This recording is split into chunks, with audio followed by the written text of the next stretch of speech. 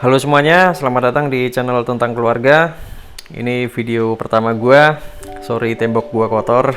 Sebenarnya ini bukan kotor, tapi ini adalah galeri lukisan dari anak gua yang masih 3 tahun. Dicoret-coret maksudnya.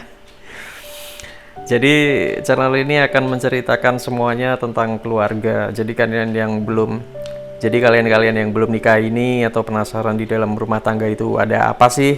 Nah, kadang-kadang kan kalian mau nanya sama orang yang udah berkeluarga tapi malu gitu kan. Malu atau mereka cuman bilang, "Ya, coba aja sendiri" gitu. Mereka memberikan jawaban yang ambigu gitu loh. Sebenarnya bukan ambigu tapi memang banyak banget yang terjadi. Jadi mungkin mereka yang udah berkeluarga tuh bingung mau jelasin dari mana dulu. Kenapa pas pacaran itu bisa romantis, pas nikah malah jadi nggak romantis? Semuanya gue bongkar di sini. Semua misteri rumah tangga yang kalian itu masih pacaran itu nggak pernah tahu sebelum kalian mengalaminya sendiri. Nah, gue bongkar di sini. Termasuk masalah rumah tangga gue yang gue coba buat share dengan detail ke kalian. Kenapa itu bisa terjadi? Pemicunya apa? Gimana cara menghindarinya. Nah, kalau udah terjadi gimana cara nyelesainnya. Nah, semuanya ada di channel ini. Tapi sebelumnya gue pengen banget kalian tuh memahami bahwa pernikahan itu nggak mudah, terutama menjalin hubungan dengan pasangan ya, karena beda budaya, beda didikan, beda ekonomi, macam-macam. Oke, langsung aja gue mau bagiin pengalaman gue. Ternyata selama ini apa sih yang benar-benar dibutuhkan dalam memilih pasangan? Ini yang ngomong gue udah nikah 6 tahun ya. Kalau ada yang bilang baru 6 tahun gitu, ada rumor yang mengatakan bahwa pernikahan paling berat itu 5 tahun pertama. Dan itu bener, seenggaknya buat gue sendiri. Kalau gue sih ngalamin ya, gue bakal ngasih landasan utama buat yang masih pacaran. Jadi biar kalian itu nggak pada tersesat gitu. Apa aja yang mesti diuji, apa yang berguna buat dilakuin, apa yang enggak. Tapi mungkin gue nggak lengkap, coba ntar teman-teman boleh melengkapi di komen. Siapa tahu gue ada yang lupa. Oke, langsung aja. Jangan gunakan pacaran sebagai ajang berlomba untuk menjadi yang sempurna. Wah, dia minta jemput nih, gue nggak boleh telat nih, gue harus rapi, gue harus ganteng, atau gue harus cantik kalau cewek. Percayalah, itu nggak akan berguna waktu udah nikah. Ya, emang sih demi mendapatkan hati dia atau restu dari orang tua dia kita harus tampil sempurna gitu. Tapi kalau tampil sempurna itu bukan sifat kita yang sebenarnya, nanti pas nikah itu akan menjadi batu sandungan. Ya boleh sih tampil sempurna sih, tapi biasa aja gitu. Jangan menganggap itu sebagai suatu keharusan.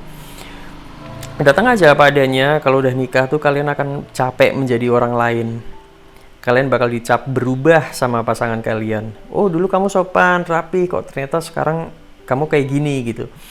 Itu selama pacaran kan nggak terekspos tuh sifat-sifat yang kayak gitu. Nah, gue pun juga banyak hal yang gue nyangka tuh nggak pernah ada, tuh ternyata jadi ada di pernikahan. Justru sebaliknya, menurut gue tuh jangan ditutup-tutupi kekurangan dan kelemahan kalian. Kalau perlu tuh aib semua dibuka waktu pacaran. Tapi ini buat yang udah serius sama pasangannya ya. Ntar kalau belum serius ya ngapain aib dibuka ya nggak? Ntar putus, aib nyebar, nah mampus juga kita. Karena bagi gua ini penting banget ternyata kepake ilmunya di pernikahan ya. Nggak tahu buat kalian kepake apa enggak. Kalau buat gua dan teman-teman gua yang udah nikah sih kepake ya. Jadi pacaran itu bukan ajang saling memberikan yang terbaik. Ya kok bisa? Nah, percaya sama gue karena kita semuanya nggak ada yang bisa konsisten memberikan yang terbaik. Nanti akan ada saatnya kita akan lebih memilih ego kita daripada bikin pasangan seneng. Lama-lama kita capek loh jadi orang lain loh. Dan kayak, udahlah bodo amat jadi diri sendiri aja gitu. Masa promo udah habis gitu. Apalagi waktu pacaran, makan berdua, sok-sopan, table manner gitu. Aduh bro, itu tuh cuman buang-buang waktu gitu loh. Kalian tuh nggak akan bisa dikenal sama pasangan kalian. Ya emang kita makan sih harus sopan sih ya, tapi sebaiknya tuh sopan menurut standar kalian masing-masing aja.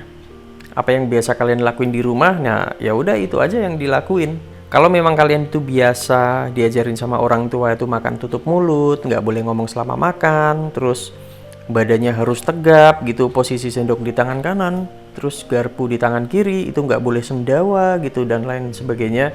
Kalau memang di rumah diajarin yang kayak gitu, ya udah lanjutin aja gitu. Nggak perlu menyesuaikan gaya makan gitu, mentang-mentang pacarnya makan pakai tangan, terus kalian yang nggak terbiasa jadi ikut-ikutan, padahal kalian sendiri merasa nggak nyaman gitu, tapi demi menyatukan frekuensi dengan dia, ya kalian rela melakukan itu. Jangan kayak gitu. Gue pun makan pakai sendok, bini gue pakai tangan, gak ada masalah. Karena semua budaya yang dibawa oleh keluarga itu nggak perlu dihilangkan sih menurut gue. Begitu juga kalau di rumah itu kalian biasa makan sambil ngomong, terus makan sambil bercanda sampai batuk-batuk, terus bebas sendawa kapanpun gitu. Kalau emang biasa kayak gitu, ya udah di depan pacar kalian juga lakuin kayak gitu juga. Karena jadi diri sendiri itu penting sekali, karena kalian bakal tinggal serumah kan. Jadi pacar kalian tuh harus tahu kebiasaan asli kalian gitu loh. Terus ada yang sok ngingetin gitu, ngingetin pacarnya, ditelepon kan, diingetin, sayang kamu udah makan belum? Makan dulu sana, aku nggak mau kamu sakit. Telepon cuman mau ngingetin makan doang, itu kurang kerjaan men. Kenapa? Ya karena gue dulunya juga kayak gitu juga gitu loh. Makanya kalau gue flashback ke zaman pacaran dulu, ya gue lumayan norak sih. Pas lu udah nikah, lu ditelepon pasangan lu. Tahu nggak topiknya apa? Halo Pak, tadi jadi beli galon nggak? Mah mau nitip apa? Deterjen habis nggak? Coba dicek dulu sana. Pak, tadi tukang AC jadi datang nggak? Mah di sana mendung nggak? Kayaknya mau hujan, jemuran tolong diangkat. Pak, telurnya habis, pulang kerja sekalian beli telur. Itu realitanya. Makanya sejak awal itu jangan berharap banyak ya. Ya emang perlu romantis di saat-saat tertentu, saat-saat spesial, tapi nggak setiap hari juga dibikin romantis. Ntar udah nikah tuh romantis tuh nomor sekian. Kenapa? Karena yang harus dikerjain tuh banyak. Jadi waktu itu kesita semua sama urusan rumah dan kerjaan, dan ngurus anak kalau punya anak. Kenapa waktu pacaran itu bisa romantis? Karena masih punya banyak waktu. Nggak ngurusin rumah, ngurusin anak, masak, listrik, dapur, belanja bulanan, belanja harian, pembukuan, tagihan. Jadi pas pacaran itu waktu yang ada itu cuma digunakan untuk menjalin hubungan aja. Nggak mikirin yang lain. Mau makan juga udah dimasakin sama nyokap kan. Terus lagian waktu pacaran itu masih seneng-senengnya gitu loh, nggak mikirin yang lain, cuman fokus ngurusin hubungan doang. Terus masih tinggal sama orang tua juga, kalau yang masih tinggal sama orang tua kan. Kalau yang pacaran masih tinggal sama orang tua, nah harus siap-siap kaget. Dulunya ke dapur itu selalu ada makanan. Nah, kalau udah nikah nggak ada makanan kalau nggak dibuat atau dibeli. Nggak ada nasi kalau nggak dimasak. Bahkan kita selalu senantiasa ngecek persediaan beras, ngecek juga bahan makanan di kulkas. Kalau kulkas kosong ya beli dulu, baru pulang, baru dimasak, baru bisa makan. Ini kalau yang pernah merantau, nah ini mirip-mirip kayak gitu tuh. Ini anak kos-kosan nih paham nih kayak gini nih. Sebesar apapun masalah yang kalian hadapi di pacaran, itu nggak ada apa-apanya sama masalah rumah tangga men. Itu yang gue dan teman-teman gue alamin. Gue juga udah survei, berantem di pacaran itu enak banget men. Berantem di pacaran itu ternyata berantem yang levelnya tuh masih paling nikmat. Kalau berantem ya ceweknya tinggal pulang, cowoknya pulang, kelar gitu. Nggak ketemu lagi, paling nungguin siapa yang WA duluan gitu kan. Lah kalau udah nikah, lu abis berantem, lu malamnya satu kasur, lu dia lagi. Satu tidur hadap kanan, satu tidur hadap kiri, sampai nggak ubah-ubah posisi itu, sampai kuping tuh panas tuh kalau miring terus. Suami kuping kanannya panas, istri kuping kirinya panas, karena capek kan selama-lama panas terus. Akhirnya kita ubah posisi. Nah lo malah lihat-lihatan. Lagi bete suruh ngeliatin mukanya dia kan. Akhirnya di tengah-tengahnya tutupin bantal guling gitu loh.